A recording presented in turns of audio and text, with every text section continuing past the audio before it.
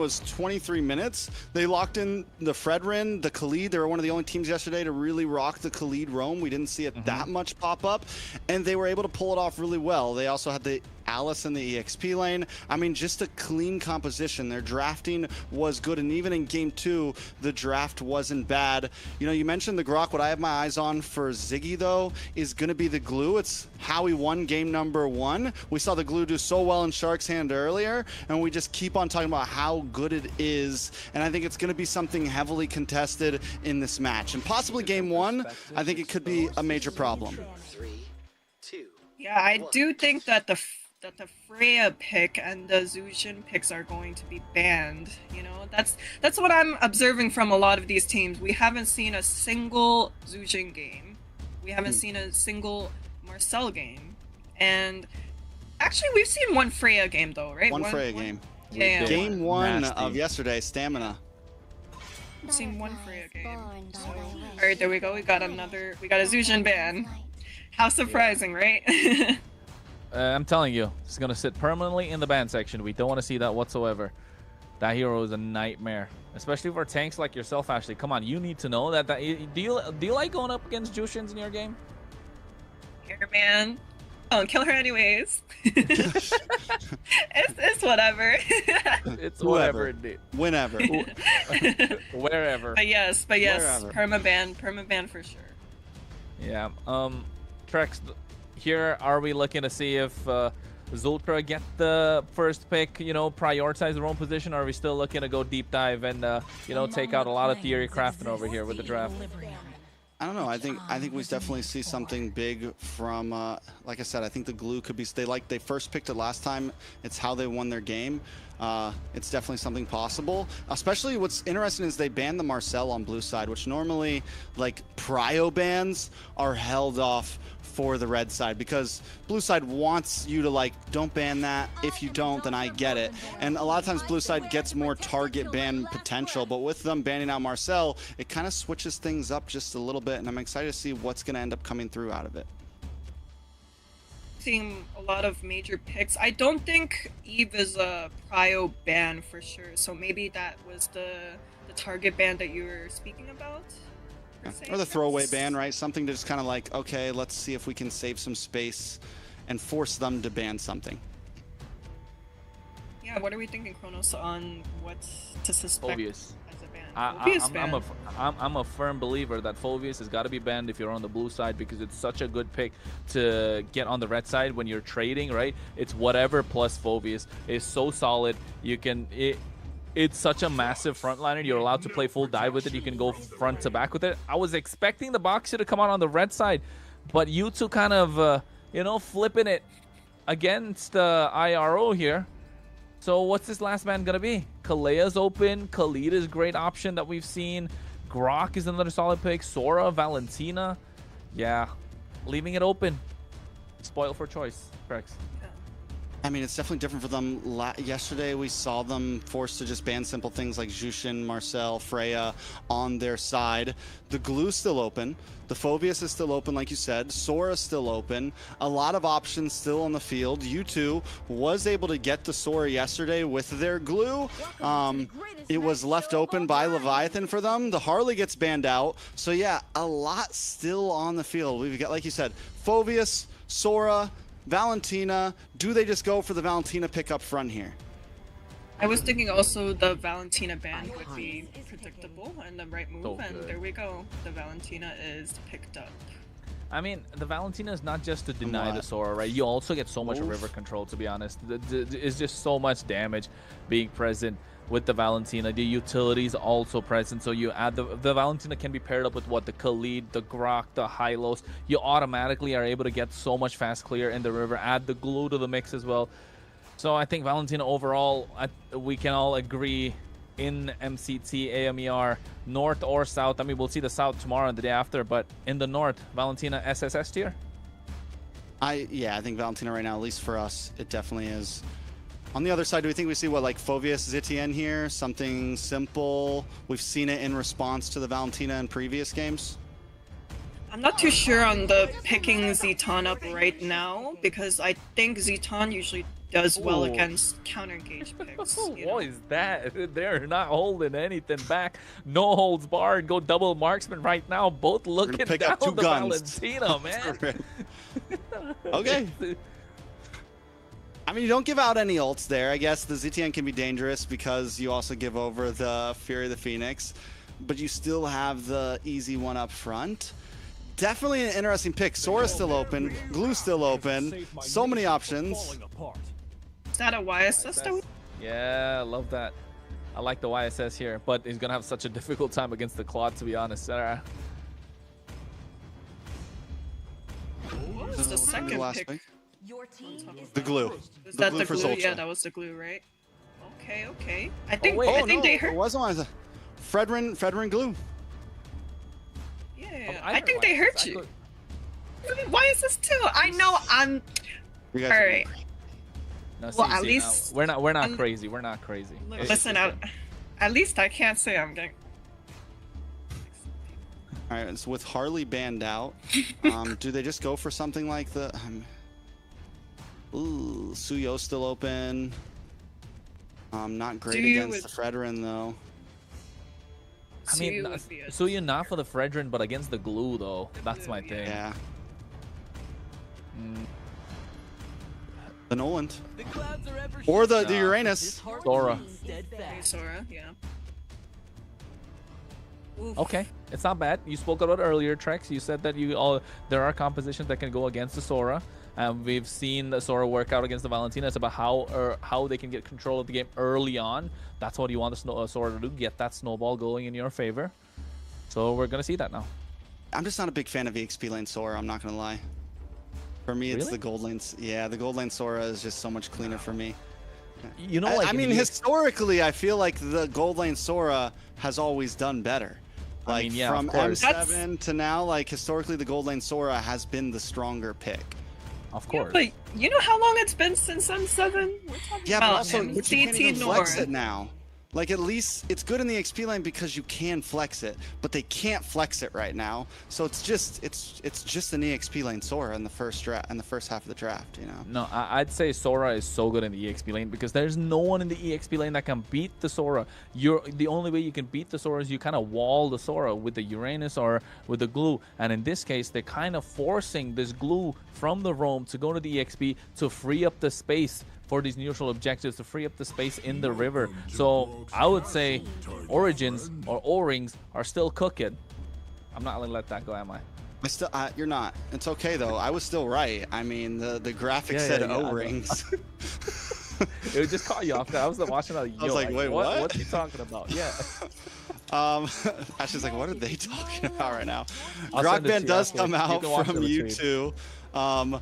Influence Rage starts banning out marksmans. Here's another thing though. Picking up the Sora in the XP lane. Yes, it's bulky, but it's not a setter, right? They're still missing they're missing crowd control. They're missing big set potential. Like, it is a setter, but it doesn't supply that tanky front line that something like a Glue and a Fredrin have. So do they go for a utility jungler here, which there's not a lot of options left? Or are they just going to go full big damn here? Like, pick up a Leo Mord and we're just going to go damage, damage, damage. Yeah, I mean, we saw in the previous game, we were thinking that the Leomord pick wasn't going to be possible against like something like Glue, something like the Akai, but they were able to make things work. So now I'm looking at the side of, Influence Rage. I'm thinking maybe the Leomord could work, possibly. For Influence Rage? Yeah, I agree. It could work, but then again, the glue is just going to be so annoying. It's how they're going to slot this glue from U2 Esports, right? That's going to be the big talking point, if you ask me. The Glue's going to be annoying no matter who they pick. Like, what can you really pick in the jungle that's not going to get annoyed by? Nolan! Again, Your team is picking. Okay, Gatot. that's Gatot. Like, we haven't seen a Gatot like You don't know the forever. Gatot line? I don't know the lines. I don't know the Muscle lines. of I know the Iron. skills. Muscle of I know Iron. Gatot's ultimate. Huh? Do you know his ultimate? You know it. All I know is I'm going in. I'm going in. I like it. That's a vibe. It's a vibe. All right, you two with the final firebacks. They need a gold laner, and they need a EXP laner. Off lanes need to get locked in. What are the choices here? Yeah, the Gatot's great. What the Moskov? Why are we seeing a Moskov come in at the moment? The Phoveus again. See, the Phoveus just doesn't go away. You can talk a lot you want about the Phoveus, but he's been there constantly throughout the entire series. What? And I think day 1 highest picked. Day 2 again gonna be highest picked. They need to wrap it up with the jungle. The Suyo, Leomord, they're all there, but I don't think they're the best options. I'm thinking maybe about an X-Borg, if that's okay. No, never mind. We forgot about the Guinevere. But it's not so good though, is it, Ashley? I mean, it doesn't need to do damage. You've got a Sora, you've got a Claude, and you've got a Kimmy. You're just get the retry. Just do your job and get the retries. I don't even think you hold down the front line that much. You look for small sets. I'm not completely against it. I agree. Me neither. I don't know. On the side of Rage Origins, we have a lot of hiding abilities. You know, a lot of going in and out. On the side of U2 Esports, is a lot of go in, you know, and a Moscow, but yeah, I'm not too sure. I think I would say I like the side of U2 Esports draft a bit more, but what do you guys think? It's an honest draft, right? It's straightforward. There's nothing too crazy about it. Everyone knows their job. It's telegraphed. It's simple, but it's also very easy to pull off. Whereas, like you said, Rage Origins, there's a lot more to it, and it's gonna be yes, there's possibilities, but it's gonna be hard to pull off. Kronos, take us in. I cannot get enough of this graphic, to be honest, as we go into 2026 MLBB AMER Championship Tour, folks. So we're talking about match number 2, game number 1. But before we get into it, you got to see our pretty faces once more, because we got to pause in the game. So, hey, you're going to be with us again. We're hanging out. Trex was just getting up to go somewhere, but guess what? They tell them you can't go nowhere, buddy. But you know what? I mean, all that aside, looking at the drafts, Trex, you spoke about an honest draft coming in from U2 Esports, but for Influence Rage Origins, yes, it is looking a little dicey, especially with that jungle Guinevere. But you spoke about it. Just got to get that stun, get that retribution. More than that, what I'm looking at is the dive capability that they have with that AOG. I'm just going in with the Blazing Duet, and then you got that Kimmy in the back line doing a lot of damage. And the Kimmy, people underestimate the Kimmy in the early game. You think she doesn't have the damage, and all of a sudden your HP super low. Right, Trex? I agree. I think there's definitely a lot of possibilities for Instance Rage. The dive potential is insane. They just have to watch the way they approach the dives, because there's a lot of walls, there's a lot of stuns, there's a glue, there's a Phoveus, there's a taunt from it's like, who do you try to knock up with the Violent Requiem? You need to hit at least 2 or 3 members or catch them off guard, because when it's a straight 5v5, it's gonna definitely be hard to dive in and not just get locked up instantly. No, guys, I was thinking about how the draft of Influence Rage was going to work, right? We have the Kimmy on mid lane, a Claude on gold lane, and we have 2 jumpers. Oh, actually, 3 jumpers if you want to count Sora, but the Guinevere and the Gatot, most of the time when they're engaging, they're going to go from like point A to point B by literally jumping there, right? So I'm thinking about it, I'm like, how is the Kimmy going to be able to find an opening to really like follow up with the damage when we have such like long range jumpers setting for her? I think their fights are going to be heavily focused in those, like when it comes down to Lord pits, that's when they'll shine, when you're not super far away. Yeah, well, you're right about that, Trex. But folks, you don't gotta wait any longer. We're going straight into match number 2, game number 1. U2 Esports from Mexico versus Influence Rage Origins from Colombia. Blue and red, respectively. Kronos and Trex to bring you the action. Of course, our host, special guest, just grabbing some snacks while we're at it. Maracucho up against Sykes. Jungler versus jungler. And, you know, we talked about it before. The Gwynny does do well against the Fredrin. Wait a second, a lot of damage on Zultra already. Oh, you're not giving Zultra the control that he needs on this glue, and that's what they needed to do anyway. Maracucho, you said it right, doing superb on this Guinevere, already applying the pressure.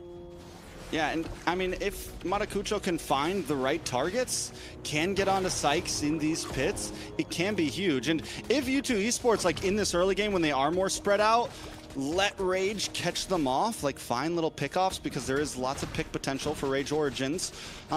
That can be a major win condition for Rage. U2 at this point, I think, just hold it together, play it safe in the early game. You don't need to get too crazy, and just play for this first turtle, second turtle, third turtle. And not just that, maybe the mistakes that Origins will probably be making as we go into the game. And you're right, those neutral objectives are going to be super important. Oh, look at the bot side. Friendly fire. Standoff.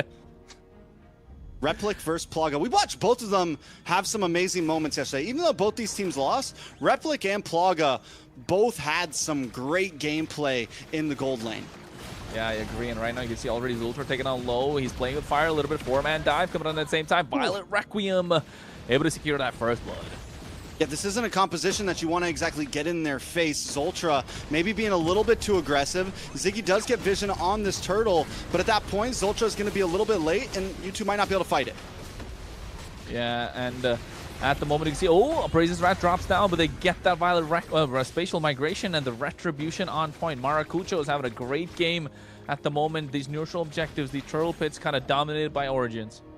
1-0 into the hands of Maracucho, plus a turtle. Rage Origins making quick rotations, moving around the map, and you two, after losing Zultra, are a little bit slow to the game. Taking a look at the items, nothing too out of the ordinary.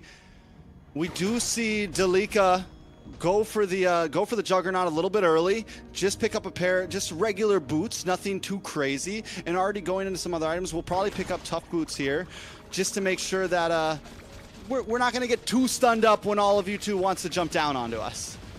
Yeah, I agree, and I think even Ziggy as well probably going to go for the dominance ice early on, which is super important for them. My only thing is who's going to get that Chastis Pauldron first. That's going to be the game-changing item, right? Because you got both attack speed marksman on either side. And Noxus as well, if you kind of count him as a marksman, even though he's a mid laner, mage, whatever you want to call it. Origins have 1-0, but look at how slow the game's been going. Yeah, I mean, at this point, but I think both teams know what's on the line. And neither compositions are exactly hyper-aggressive. And neither of these teams came off as hyper-aggressive yesterday. They were able to win versus kind of slow playing, map control. Well, not win, but almost win their games. You two, especially in game number 1 against Leviathan, their macro was on point. Their communication was on point. Oh, that spatial migration almost hit. He didn't even get the Purify, but look at Delika, Eto, and Ziggy, but at the same time, Zultra, he's just not able to get anything in this river when you're playing the glue. Is Kimmy the answer now, Trex? I mean, Kimmy does seem like, honestly, in all reality, it's not a bad answer to the glue. You can constantly kite, you can stay away, but here comes the grab, the slam. Oh, and you can see already getting on top of Replic. Now he gets to go back with the help of the Purify. A lot of damage being dished down. Astro going in with the Unbreakable. Turtle in the favor of Rage Origins. Maracucho goes to spatial migration. Now the Violet Requiem is... Oh my goodness, what a... coming through. They were going in all right, along with the shifting skies. Ziggy goes down first. Replic able to get that kill. Sykes is going to be next to follow as Nox is able to find that one. They get their hands on the turtle. Rage Origins, all guns blazing ahead of the 8-ball. Yeah, the blazing duet from Replic was perfectly timed there. A nice Spirit Destruction down to the boss side. Plaga's not going to go for the lane switch. But Rage Origins just overall 2k gold lead, second turtle in, 3 kills. They're going to be able to take a tower here most likely. Ziggy can do nothing about it with Astro, Maracucho, and Replic all down here. They're just controlling these fights and controlling this game. They're controlling the fights, they're controlling the game, they're taking the game by their pace, they're setting the tempo. So this is going to be crucial for how U2 Esports are going to bounce back, right? They played a really good game yesterday. We need to see the bounce back from them. But Influence Rage Origins just so clean at the moment. Oh, a lot happening. Zultra going to the split, get the grab as well. It's terrifying. Astro not able to use the AOG to get out of harm's way. U2 Esports get a kill back. That's where U2, I think, is going to be able to really capitalize when everyone jumps together, when they stay as a unit. Obviously, they have to be careful and watch out for the Violent Requiem or the big AOG, but overall the strategy is Ube-esque a little bit. You know, it's let's stick together, let's make sure the Plaga's getting free shots, let's make sure Inke's getting free shots, while the rest of the team is just holding down the front line. Yeah, they're holding down the front line really well. You can see already Radiant armor built for Sykes. Apart from that, I don't know how to take this though, Trex. You gotta help me out. Do you like the concentrated energy on the Guinevere as the first item? I mean, it seems like everyone has. We saw the same pickup yesterday. I don't think it's bad exactly. It's a little bit aggressive, but it seems like Rage Origins wants to be an aggressive team. Oh, they already get the kill with the help of the Shifting Skies and the Blazing Duet. Dalika Eto doing so much work here on this Sora. And this is what you spoke about earlier as well, right? It's not like the Valentina completely cuts off the Sora, but the Sora definitely has advantage if you can get the snowball going. I definitely have an advantage, and Dalika Eto has been doing a great job with it. Replica, I mean, normally you don't see a Claude pop off in a fight this early on. Normally it's like we hang out in the side lane, maybe we jump in, but we've seen two Blazing Duets already that were extremely important, that have been shredding down. Replic has been so proactive on the map, not just trying to get the gold lane experience, but be a part of team fights, even in the 4th, 5th, and 6th minute. And being a part of team fights is what they're doing. Rage Origins moving like a unit. Like you mentioned, Ube-esque at the same time. Split coming out from Zultra. Oh no, he's going back. I don't think Zultra's going to survive this. The AOG just separating him from the fight. He's trying to buy time, but he knows he's going to go down. Patrick looked goofy. Goofy enough for Origins to take down. Zultra's not having a good game here. We saw great plays from him yesterday, but you mentioned it a lot yesterday. We also saw some slight mess-ups, and we're seeing more of those today in game number 1 against Rage Origins. Zultra has to be able to be the one to set things up for his team, and if he can't do it, they get, oh no, they go for the Shifting Skies. Look at that, Blake, he's going to the Blazing, doing a lot of damage, being dished down, but at the same time, you see Maracucho with that spatial migration, getting the knockup, but Ziggy is bouncing on top of them. A 1-for-1 trade, goal for EXP, and U2 Esports looking to bounce back. They find another. Here comes the Shifting Skies at the same time from Dalika Eto as well, looking to get on top of Sykes as well as Zultra.